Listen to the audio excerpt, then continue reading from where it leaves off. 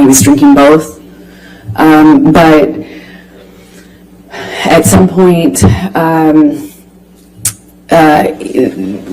had me up against the wall next to the cooling fridges, and I remember slamming my head up against the thing. He had me by the neck, squeezing my neck, and it got really nasty. It went from like, oh, no one likes you, no one likes me, everyone warned me about you.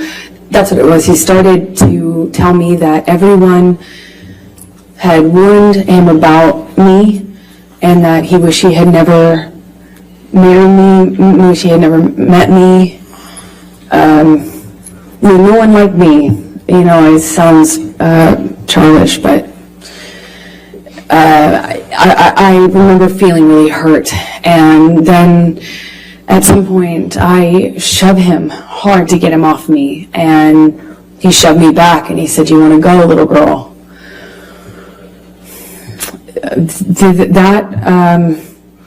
I couldn't, as I sit here today, tell you if that happened before he choked me up against the wall, but at some point I am in a struggle with him where I'm holding his shirt lapel, and he kind of just flings me, for lack of a better way to describe it, throws me across the room. I land on a games table. It's like a ping pong table.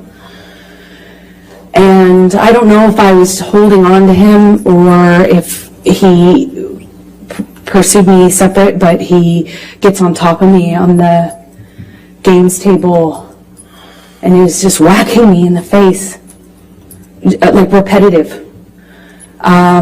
We struggle on the games table. I don't know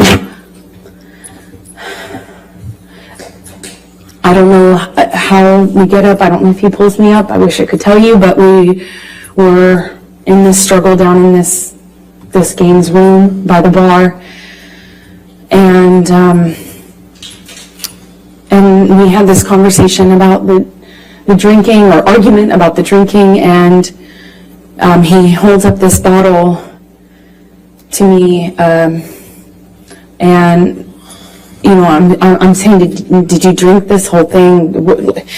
Something stupid, focusing on this detail, and he is telling me that I can't control him anymore, and that if I really wanted to try, take it. And then he's like taunting me to take the bottle from him. If I really want him to stop, why don't I take it from him? Go on. Kept saying, go on, and kind of gesturing with the bottle towards me. And like he does that 2 or 3 times. I reach for it, he revoke it, kind of laugh at me. And he's holding out the bottle. I think like maybe the 3rd time or so I get a hold of it. I pick it up and I slam it down on the ground right in between us. There's a tile floor, a white tile floor. And I smashed the bottle on the floor. And that really set him off. So stupid. Sorry. It was like a light bulb switch went off. And he starts screaming.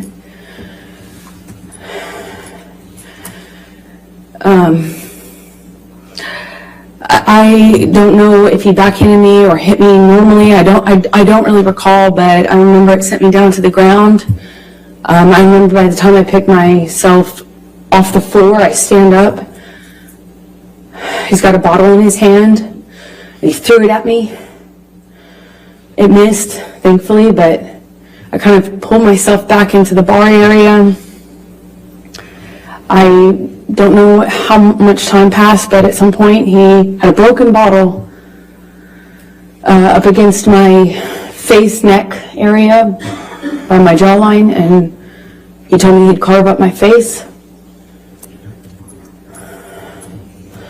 I don't know at what point in the evening. I couldn't tell you what sequence-wise when that happened, but it was terrifying. It wasn't the first time he said that to me. He said that to me on the plane as well. But this time he was holding a broken bottle to me,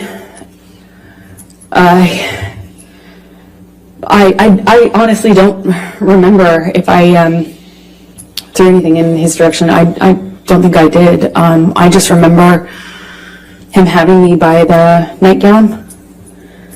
I remember him flailing me, throwing me around. I'm flailing. So how did it come to be that your finger became injured? There was at one point where I'd stayed in one of the, sitting on a bathroom floor, door locked, she's banging away, screaming, blah, blah, blah, and then suddenly she stopped, and I could hear her walk away. I could hear her sort of receding into the distance, if you will, and I left the place, the room that I was hiding in, or not hiding, locked myself into, and I went downstairs in the house. Downstairs in the house, as soon as you walk in the house, you can go upstairs or downstairs. Downstairs there was a sort of a rec area, pool table and such, and there was a bar. And I was a mess. I was a wreck. I was shaking, and I just didn't understand why all this was happening. So I went behind the bar. I grabbed a bottle of vodka that was there and a shot glass and sat at the bar. She was nowhere around. And I poured myself 2 or 3 stiff shots of the vodka. First taste of alcohol I'd had in a long time. And then she came down to the bar and found me there. And of course started screaming, "Oh, you're drinking again, the monster," and all that. So she walked up to me and reached and grabbed the bottle of vodka, and then just kind of stood back and then hurled it at me, and it just went right past my head and smashed behind me.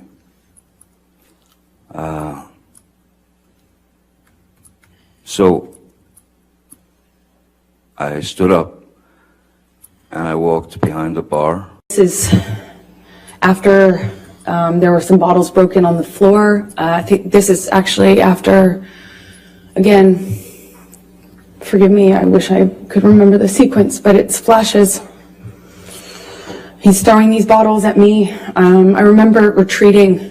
There were also cans, like soda cans, beer or soda cans, and they're coming at me one after the other, and I keep pulling myself into the bar area. There's a bar behind me in like a, I don't know, like an L shape. Though he's standing in the only way you can exit, so I'm kind of trapped in front of the sink, surrounded by bar on 3 sides with him in front of me-ish, kind of front off to the left, and he's throwing these bottles one after the other, and I can feel glass breaking behind me.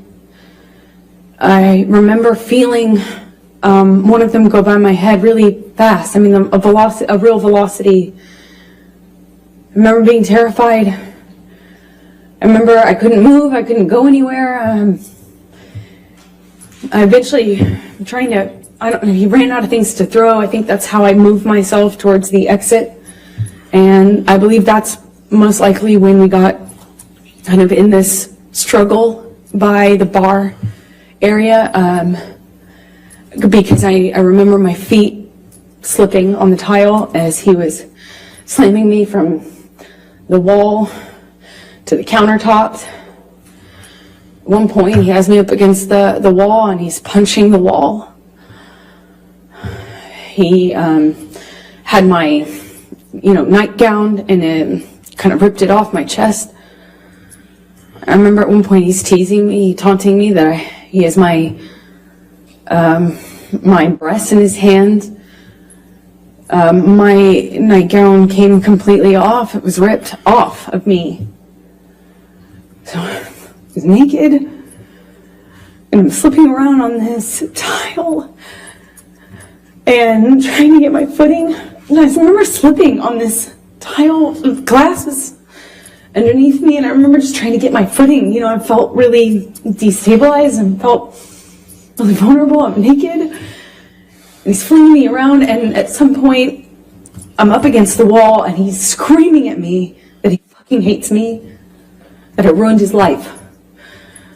I remember I ruined his life over and over. And he starts punching the wall next to my head, holding me by the neck. I get free from him. I kind of step back from him, and it's like his energy shifted to the phone. There was a wall-mounted phone on the wall next to where my head was, and he went from punching the wall to like realizing there was a phone there, and he picked up the phone and he's screaming.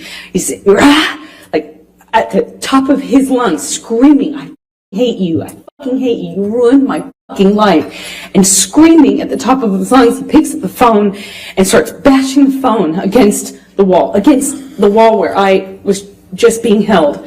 And I remember kind of having some distance on what was happening and watching him do this. And it was like his energy had shifted, and I was that phone all of a sudden. And he was just over and over again smashing this phone into the wall, over and over again, screaming at me. And I was watching the phone every single time he pulled his hand back. It was just breaking into pieces. I remember thinking this phone is disappearing, he's smashing it to smithereens, just going into the wall. And at some point... And there was a larger bottle of vodka, the kind with the handle, you know, on it. I grabbed that and I went and I sat in my seat again. I opened the bottle and I poured myself a shot and drank it. Miss Heard was flinging insults left, right, and center, and she then grabbed that bottle and threw that at me. And the way that the bar was situated and where Miss Heard was, so if I could show you, so if this is the bar where the glass was and the bottles, if this was the bar and I'm sitting here like this, she would grab the bottle and she would go there, she went there. And so I was leaning like this in the chair, looking at her. First bottle went, then got the other bottle, shot, takes the second bottle, which was the larger one. I'm in this position again, and my hand is on the edge of the bar, like that, you know, leaning over, the fingers like that, and she threw the large bottle, and it made contact and shattered everywhere. And I honestly didn't feel the pain at first at all. I felt no pain whatsoever. What I felt was, I felt heat. I felt heat, and I felt as if something were dripping down my hand, you know. And then I looked down and realized that the tip of my finger had been severed, and I was looking directly at my bones sticking out, and the meaty portion of the inside of your finger, and blood was just pouring out. And at that point, I think that I went into some sort of,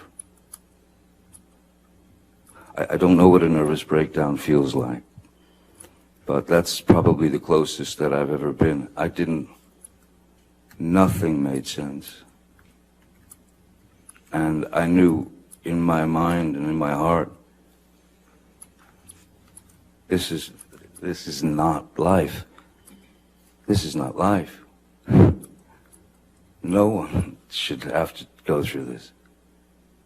And as I said, this feeling of nervous, being in the middle of some sort of nervous breakdown, I started to write with my blood, in my own blood, on the walls, little reminders from our past that essentially represented lies that she had told me and lies that I had.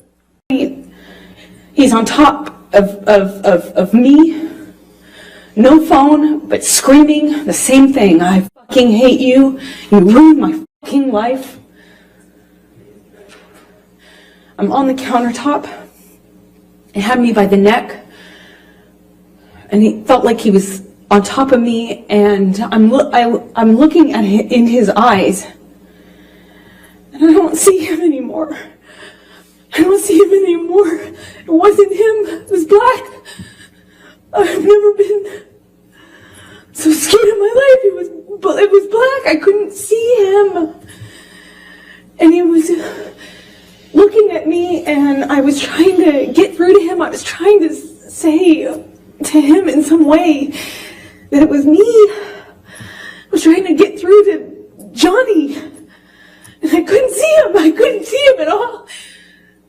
And my head was bashing against the back of the bar, and I couldn't breathe. And I remember trying to get up, and I was slipping on the glass. My feet were slipping, my arms were slipping on the countertop. And I remember just trying to get up so I could breathe, so I could tell him that he was really hurting me. I didn't think he knew what he was doing. I don't know how.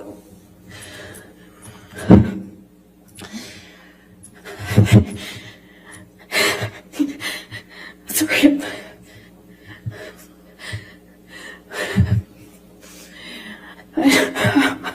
I'm sorry. I couldn't breathe. Please. I don't know. I don't want to do this. I don't want to do this.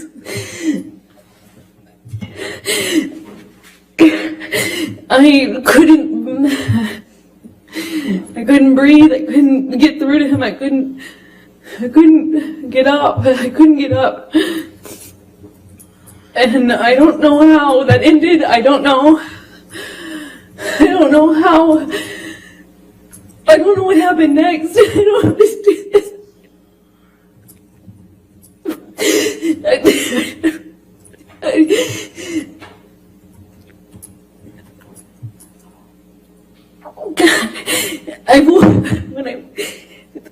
The next thing I remember,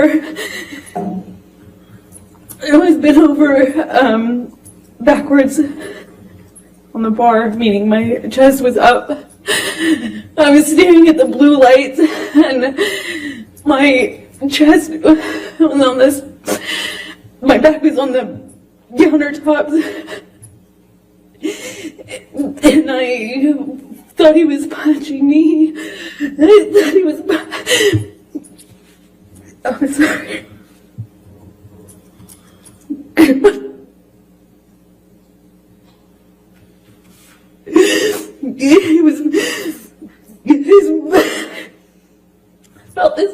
I felt this pressure. He held my pubic bone, and he thought he was punching me. I just saw his arm. I could feel his arm moving, and it looked like he was punching me. But I could just feel this pressure. It was like it kept hitting me. It didn't feel pain. It was just a pressure on my pubic bone, and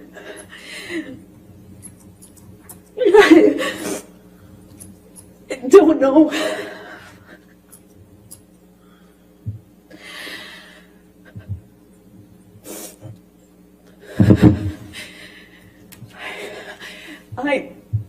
I don't remember. Caught her in. And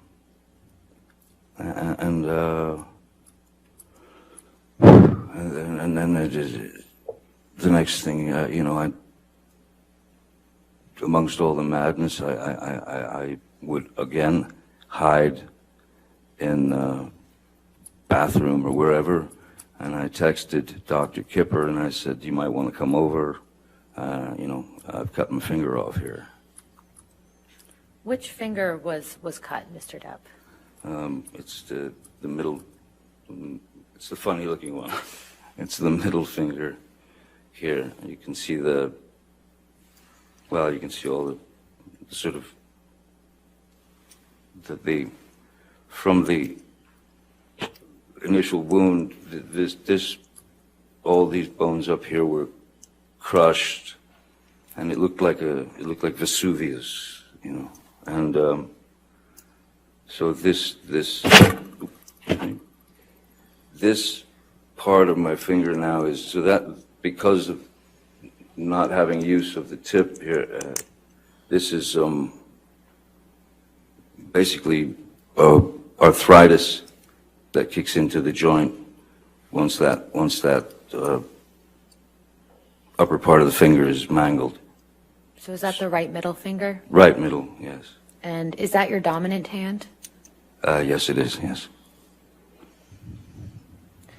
Mr. Depp, after Ms. Heard threw the vodka bottle at you and severed your finger, what, if anything, did she say when she saw the injury?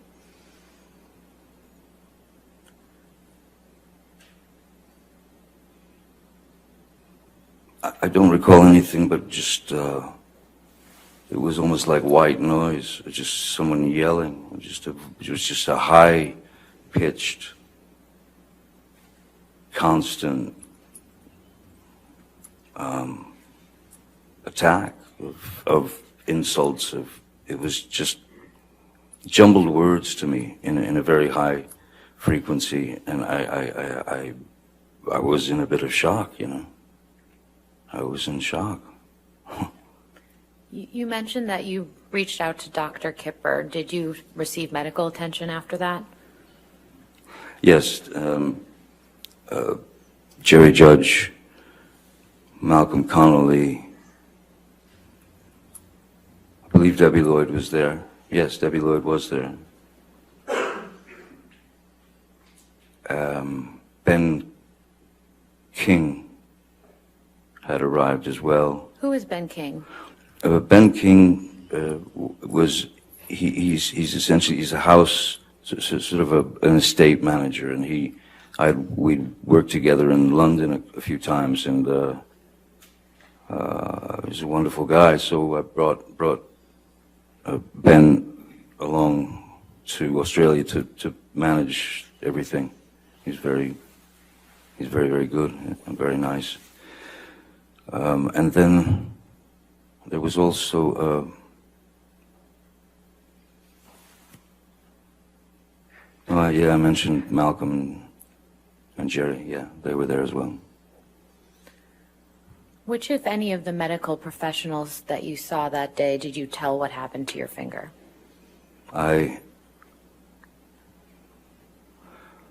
When Malcolm and Dr. Kipper, what I said. I just remember being really still, not wanting to move. I remember looking around the room I remember looking at all the broken bottles, broken glass, and I remember just not wanting to move because I didn't know if it was broken. I didn't know if the bottle that he had inside me was broken. I couldn't feel it. I couldn't feel it. I didn't feel pain. I didn't feel pain. I didn't feel anything. I didn't want it. I looked around and I saw so much broken glass that I didn't know if he would know. If he would know, I didn't know if he would know if it was broken or not. And I just remember thinking, please God, please, I hope it's not broken. I don't know how that ended. I don't know how I got off the countertop. I just remember it being in the bathroom. I remember retching. I remember the sound my voice was making. I remember I lost control of my bladder. I remember just retching. I remember there was some blood on the floor.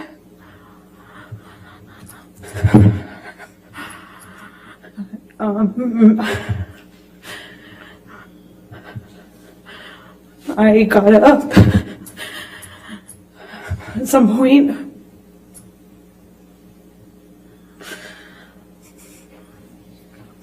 I don't know how that night ended.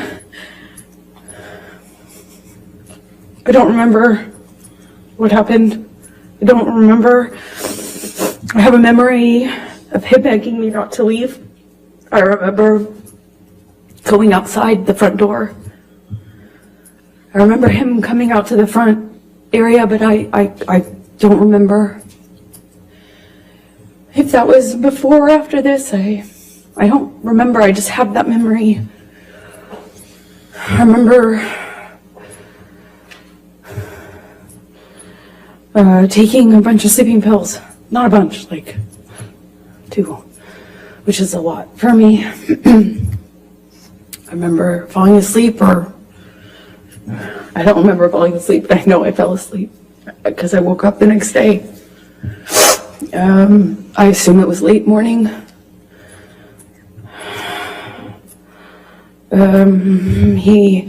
I could hear him downstairs.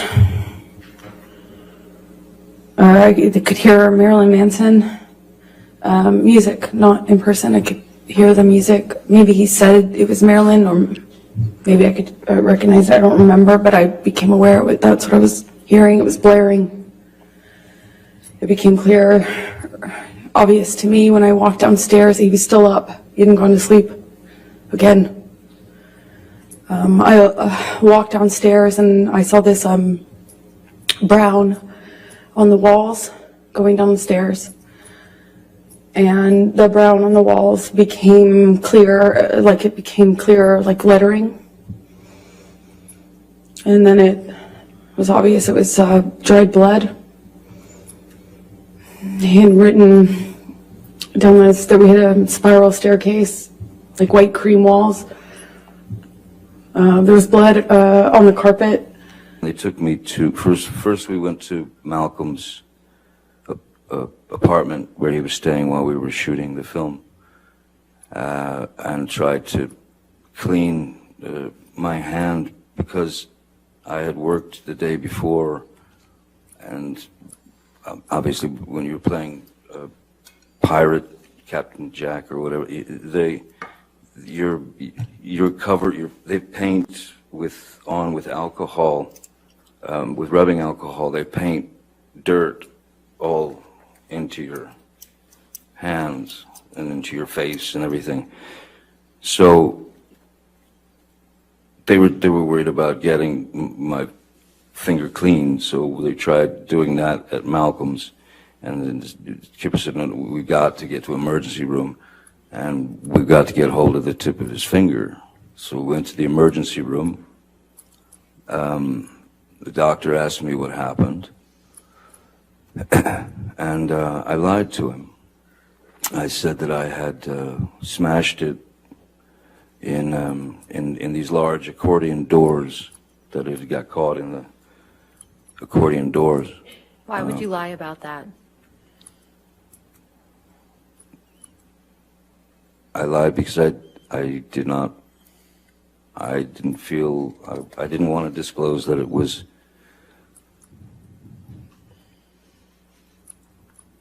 what it was. I didn't want to disclose that it had been,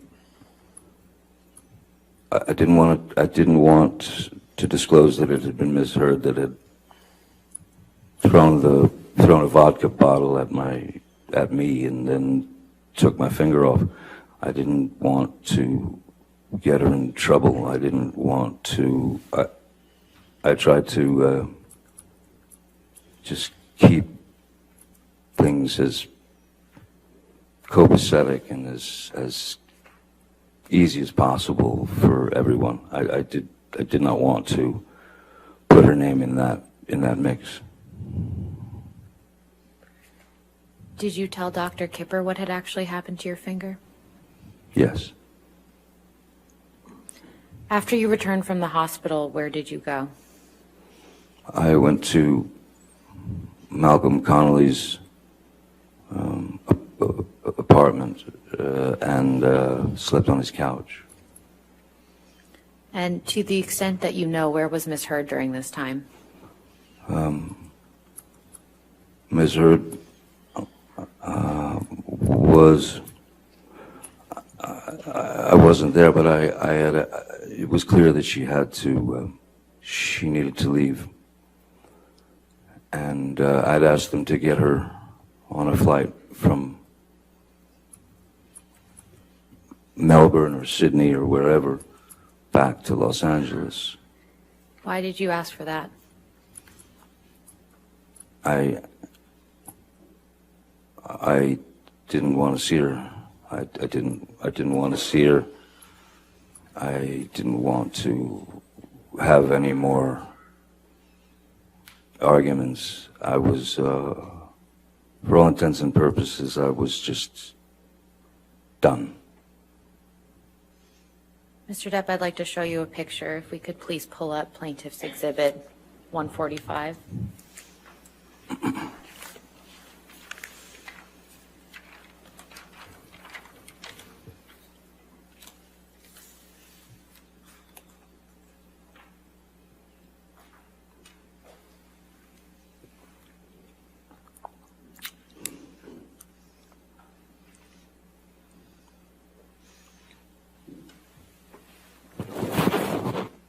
Mr. Depp, what is this a picture of? That is, that's me in the emergency room. I could see blood drips. I thought it was from my arms or feet, but it was drips. So that plus the wall writing, I saw this brown letters on the wall and then realized that he was trying, that it was meant to be a message, but it was incoherent. I saw what looked like my name, but I really couldn't make out most of the rest of the message walking down the stairs. I saw a bird in the house. I thought that was surreal. I went down to the main level where my painting studio was, and I had some canvases out. It was in the living room area. And by the time I got down to the bottom of the stairs, the dried blood had been kind of taken over by paint. It was blue, navy blue paint, and then brown paint. And then it was, on the walls, on the lampshades, pillowcases of the sofa cushions. There was blood. In the painting studio, my canvases had been covered with what looked like just brown, blue, green, red mess. It was just a mess. There was a painting that had you know, a painting that the owners had that had, you know, like giant penis on it, and, you know, some other things. Was a table overturned, a bunch of broken glass on that floor. I walked downstairs where I heard the music coming from, and that's where I found him, blaring this music. He was in the study, which is in the, by the bar games table area off to the side, and it was just glass and blood and broken windows and a broken window, and just, it looked like a mess. The table was collapsed, and I walked into the study. There was a couple unbroken empty bottles. I remember wondering where they came from. And he just looked, he wasn't there anymore. He wasn't there. It wasn't Johnny. He was standing at the office desk. He had his hand wrapped in this, like, rags, or, you know, bandana rags. And I think he took them down or somehow showed me, and he said, "Look what you made me do. I did this for you," something to that effect. And I kind of put together, it was covered in paint, and I put together that that's, like, he was using his finger. I quickly became aware that that's what he was using as a paintbrush, even though there was lots of paintbrushes around. And we didn't have any sort of like coherent conversation, as you can imagine. I figured out he was missing a finger. He kind of held it up, and I said, "What did you do? When, like, what did you do when?" And I realized in my head that there had been many hours since this probably happened, assuming that that was happened with the phone. In any case, I knew it had been way too long, that he had had this blood, you know, that he was bleeding, and I said, "I'm going to call 911 if you don't call Jerry now." I still don't recall which of us called Jerry Judge, his security. At some point we went upstairs. He came upstairs, but he went up to the third floor while I was in the main floor, the entry-level floor.